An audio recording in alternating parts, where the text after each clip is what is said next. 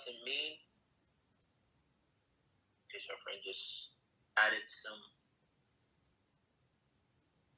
some other part to the question. So what does it mean when someone describes themselves as Yeshivish or Chofetz Chaim?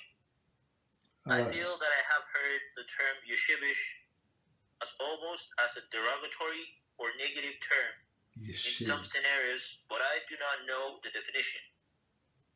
No, Yeshivish is actually a very positive term, very, very positive. It tells somebody is very, very kosher, Baruch HaShem. And Chofetz Chaim, so let me just give a basic answer, then we can go to details.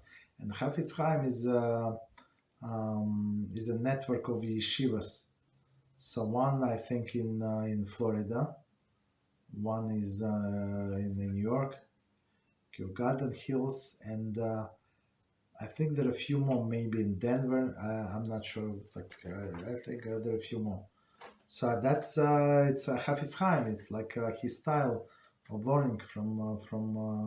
So it's very, very, very important issue, a very kosher issue. Really. So when somebody is yeshivish, meaning what? That person is went through whole yeshiva education. Most likely he stayed later, after he completed yeshiva, extra in the kollel. He went to Israel, right, most likely, right, to learn if money allowed. Not he stayed in the States, for example, and they were usually black hats, black hats, and it's very, very respectable term, Yeshivish. They have special customs. I mean, not special customs. So they Ashkenazi. It could be Sfaradi also.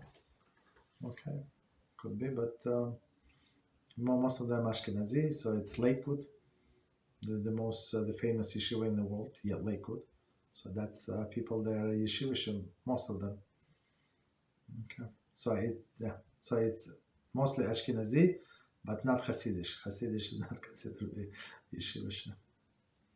So it's a different brand.